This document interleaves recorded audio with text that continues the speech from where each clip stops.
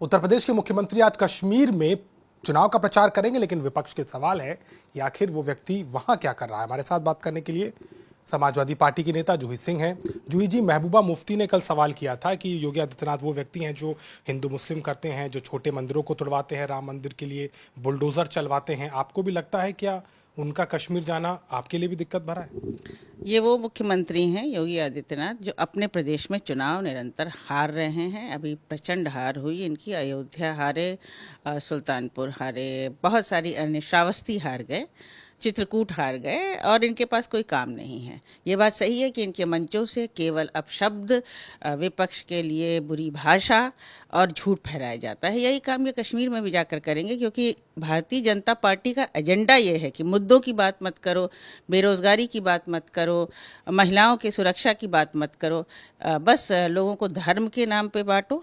और ये सही है कि बुलडोज़र की नीति, जिस पर सुप्रीम कोर्ट ने भी अब प्रश्न चिन्ह एक बड़ा खड़ा किया है, और फर्जी इनकाउंटर, कस्टोडियल डेथ्स, एक तरह की अराजकता उत्तर प्रदेश में है, उस पर मुख्यमंत्री को बोलना चाहिए। उपचुनाव का माहौल है, आप लोग भी तैयारी कर रहे हैं, लेकिन एक पार्टी और है जो बड़ी संजीदा है, वो लोक जनशक्ति पार्टी। चिराग पासवान सहयोगी तो एनडीए के हैं, लेकिन यूपी में अकेले लड़ने को तैयार है। दलित वोट पर सेंध जो आप लोगों ने मारी है इंडिया अलायंस ने, अब क्या ये दलित वोट का बंटवारा ही है जो साथ छोड़ के अकेले लड़ने आ रहे हैं? मंत्री हैं, बड़े मंत्री के बेटे भी हैं, आएँ और उत्तर प्रदेश घूमें और चले जाएं। उत्तर प्रदेश की जनता अच्छी तरह जानती है कि उसे अखिलेश यादव जी और समाजवादी पार्टी पर विश्वास है, विश्वास उन्होंने दिखाया है, और उपचुनाव में हम 10 सीटें जीतेंगे। ये सब भारतीय जनता पार्टी और उनके सहयोगी दलों की आपसी दरार या आपसी दिखावा है कि हम में दरार है, जिससे लोगों का ध्यान बटे। हमारे पास बेरोजगारी, रोज प्रदर्शन कर रहे हैं नियुक्ति पत्र के लिए लोग, महिलाएं सुरक्षित नहीं हैं, इन सब पे प्रश्न पे जवाब दें।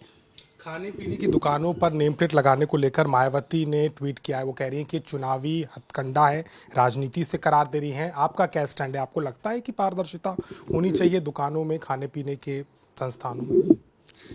देखिए, भारतीय जनता पार्टी की नीति और नीयत दोनों पर प्रश्न चिन्ह है। वो नीतियां बनाते हैं और उनका क्रियान्वयन ज़मीन पर नहीं कर सकते हैं, और अपनी नीतियों को वो इस्तेमाल करते हैं लोगों को टारगेट करने में, लोगों को चिन्हित करने में और लोगों को प्रताड़ित करने में। ये सरकार अन्याय की सरकार है, और कहीं ना कहीं ये जो नया एक पॉलिसी निकल के आया है, इसमें समाजवादी पार्टी ये तो देख ही रही है कि किस तरह से फिर आपसी वैमनस्य, लोगों को चिन्हित करके और उनके ऊपर अत्याचार करने का सिलसिला सरकार जारी रखेगी। आखिरी सवाल है, जिस तरीके से हमने देखा भी था कि पिछले दिनों बीजेपी के एक नेता ने इस बात को सामने रखा कि आप कमिश्नरेट में कमीशन का रेट है, मथुरा के वो विधायक हैं, और तमाम तरह से देखा जा रहा है कि आप बार बार ये बातें सामने आ रही हैं। संजय निषाद भी कहते हैं कि आप लोगों की जो मानसिकता है वो अधिकारियों से निकल नहीं पा रही, सपा बसपा की।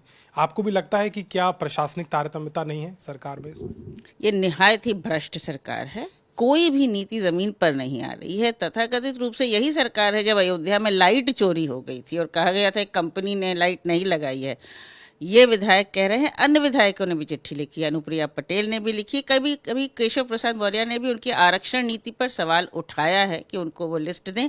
क्यों नहीं 69,000 शिक्षक भर्ती की लिस्ट बाहर कर रहे हैं? क्योंकि ये सरकार किसी के लिए कुछ करना नहीं चाहती। जब अपने सवाल उठाते हैं आपके भ्रष्टाचार पे, तब भी सरकार एक संवेदनहीन सरकार है और इस पर कोई एक्शन नहीं लेना चाहती है। बात उनकी सही है और अब सरकार बदलेगी। एक सवाल और है, पीडीए को लेकर के आप लोगों ने बहुत मजबूती दिखाई, लेकिन इन दिनों बिहार से लेकर यूपी तक जाति जाति सुनाई देता है। चाहे वह लालू का परिवार हो, यहाँ पिछड़ा वर्ग की बैठक करते हैं मुख्यमंत्री, कहते हैं पूरे समस्याओं को लेकर के आइए। सहयोगी तो थे, वो जातिगत जनगणना की मांग भी कर रहे थे। ये पिछड़ों पर राजनीति ही होनी है या कुछ करना भी है? हम चाहते हैं जातिगत जनगणना हो, और होनी भी चाहिए, क्योंकि वही एकमात्र माध्यम है कि हम सामाजिक न्याय को स्थापित कर सकें। बाकी मुख्यमंत्री क्या कह रहे हैं और कर रहे हैं वो तो दिखाई दे रहा है। किस तरह आरक्षण नहीं मिल रहा है, लैटरल एंट्री में आप बिना आरक्षण दिए लोगों को एंट्री दे रहे हैं, कभी वापस लेते हैं सर्कुलर, फिर जारी करते हैं।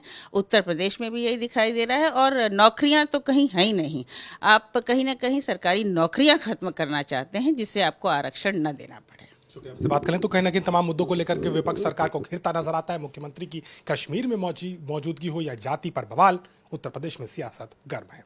लखनऊ से कैमरामैन रोहित के साथ अभिषेक मिश्रा, आज तक।